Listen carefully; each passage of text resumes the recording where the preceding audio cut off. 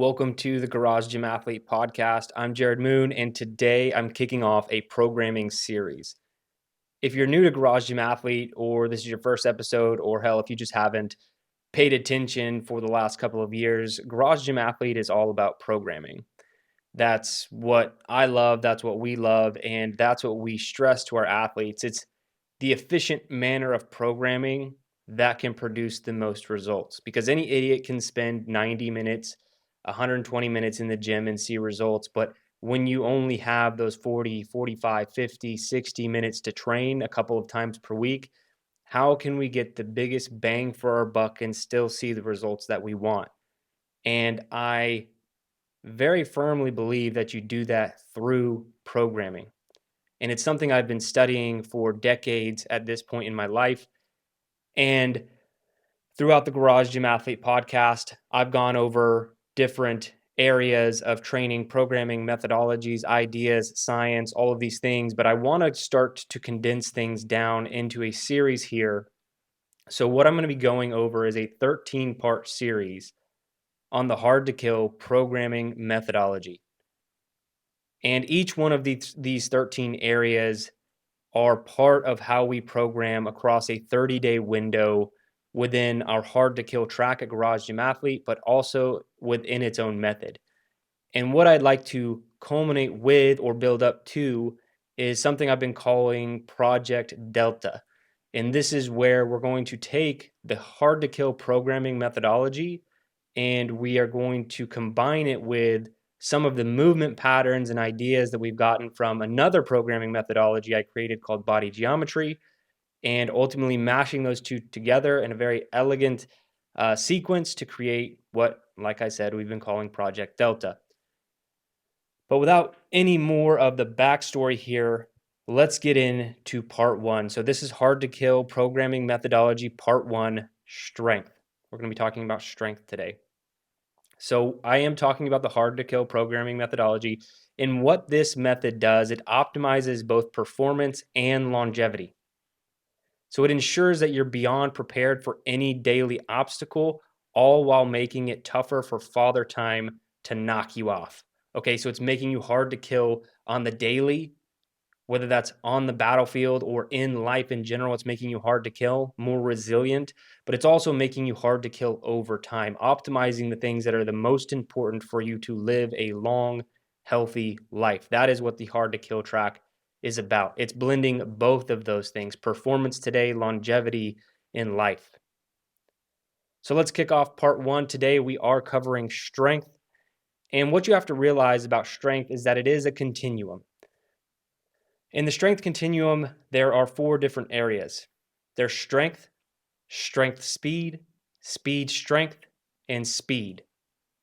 Now we're going to cover all four of those strength areas within the continuum, but today is just about strength in an effort to quickly explain how to utilize it, why it's important, and how we program it. We're just going to be doing one, and that is strength today.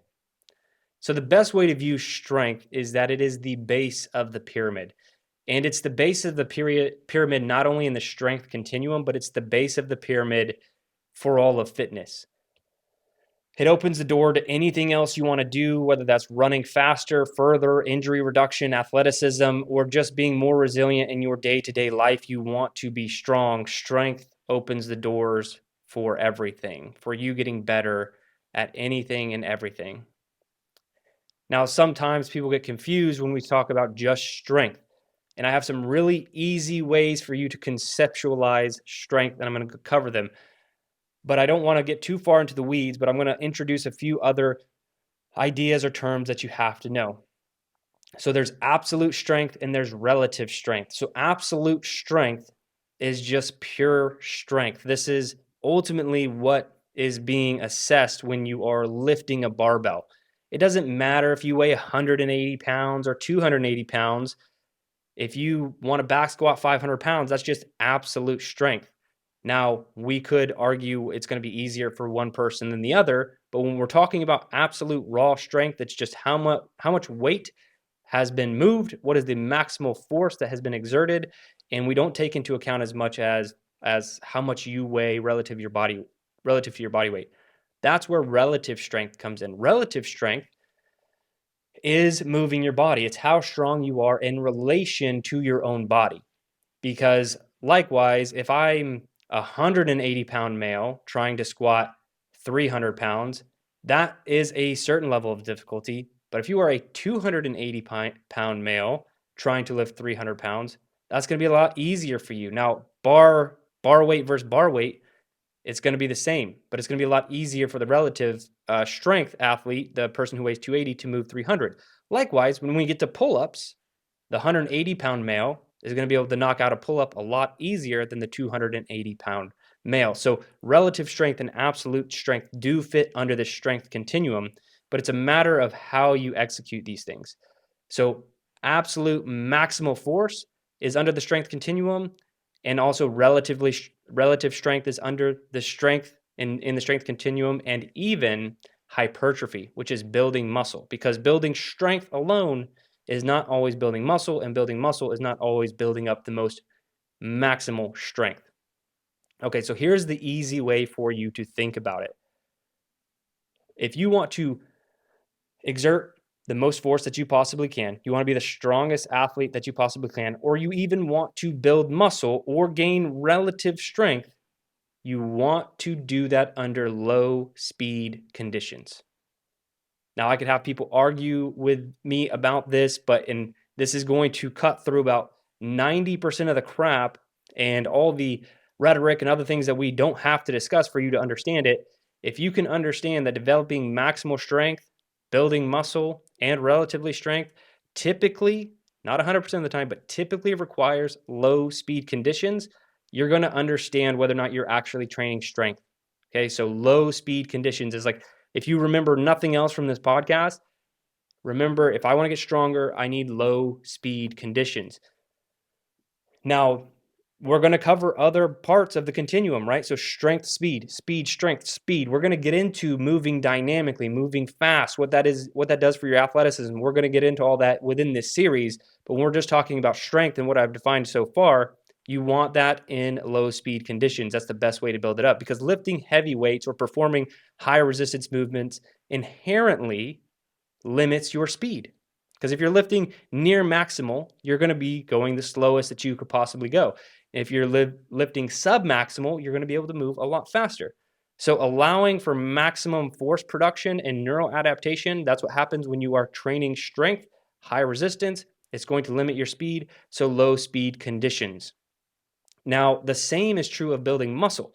If you want to build muscle, the two most important things for building muscle are going to be volume and time under tension. You get time under tension by, quite simply, putting more time under the barbell, lifting the weight for longer. Mechanical tension is created over time. So if you want to build muscle, low speed conditions is another great way to do this, coupled with volume, and now you're starting to build muscle. But let's talk about programming strength specifically to kind of round this out and how you could utilize this method.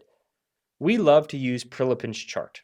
So Prilipin was a weightlifting coach back in the day, and he documented all sorts of things, and he kind of stumbled across this chart of the percentage of your one rep max, the intensity, the rep sets, the optimal rep ranges, and then the total range for you to be able to see progress in that given area. Now, if you're wanting to build maximal strength, you're going to be needing to lift 80 to 90 or 90+% of your one rep max. So typically when you are working with strength, you are going to want to know your one rep max. But if you don't know your one rep max, you can just go back to the overall thing I want you to remember for this episode. Is this a low bar speed condition for me? Am I moving slowly? Not because you want to move slowly, but because the weight is so heavy, you are forced to limit your speed. You can't move any faster. If you're doing that, then you're getting stronger, and we don't have to worry about what percentage of your one rep max you're lifting. But if you do want to get into the weeds with it, 80 to 90+% is where you want to live to build strength, maximal force, and all of those things that will help you build strength, time under tension. And when you're doing that, if you're in the 80 to 90% rep range, 80 to 90% of your one rep max, you're going to be wanting to do 2 to 4 sets. The ultimate rep range the ultimate amount of reps you're going to want to hit in the day in the training session is going to be 15, with a total range anywhere between 10 to 20. If you can check all those boxes, hey, like I want to get 15 total reps, I'm going to do 3 sets. So you're doing 3 sets of 5 or 5 sets of 3. However you want to break it, you're going to fall in that optimal rep range category for building strength. Now, to push that over the edge, if you're really trying to get to that near maximal effort, you really want to exert as much force as possible, you're going to 90+%. Now, you're typically only going to be doing 1 to 2 sets. The optimal reps here are going to be 5 to 7, and the optimal range is going to be 4 to 10. So not a lot of repetitions. You could do 5 sets of 1, you could do 2 sets of 3, 2 sets of 2. It does not have to be a lot at this maximal range, and you can stack these things within a given session too. You could hit a couple sets of 80 to 90%, 1 to 2 sets of 90%, and you're really getting towards that maximal load. Now, the only thing that you have to keep in mind is the higher end of your 1 rep max that you go, the greater chance of injury incident appears. So the chance of you getting injured, putting unnecessary force somewhere, very possible. So I typically don't like to go past 90% for athletes most of the time, unless we're testing something once to twice a year. So that 80 to 90% is really the sweet spot for the chance of injury being the least within heavy weights, that is, and then also being able to build the most maximal force and exert the most force and get that time under tension that's required. So that is ultimately how you program it. Now, we program strength at Garage Gym Athlete in the Hard to Kill track, mainly because, like I said, it opens the door to anything else you want to do. Running faster, injury reduction, athleticism. It is the base of the pyramid to all fitness, and specifically in strength. When we get into the later categories of strength, speed, strength, and speed, you have to know that strength is the prerequisite to all of those other things. So if you want to do things that are more athletic, more explosive, some people want to try and work these in reverse, and you really shouldn't. You need the base of the pyramid. Strength is the most important thing you can build as an athlete, especially in our hard to kill programming methodology. So this is why we started with strength. It is the most important thing that you can do. So that is it for this one. This is part 1 of our hard to kill programming methodology, strength. Now, if you're one of our athletes, thank you so much for being an athlete. If you want to see what this programming looks like in action, go to garagegymathlete.com, sign up for a free trial. We would love to have you. You can experiment with our programming and see what it looks like in real time, and see what results that you can see and our athletes have been seeing for a very, very long time. All right, that's it for this one. Remember, if you don't kill comfort, comfort will kill you.